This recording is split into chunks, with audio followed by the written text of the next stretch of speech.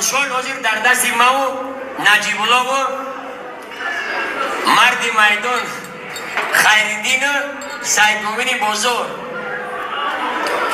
اولی بعدی سرترشان بچه ها دور نرین که از برای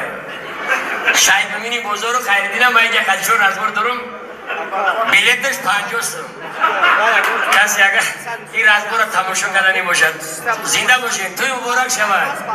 نجیب الله جون آباد باشین سلامت باشین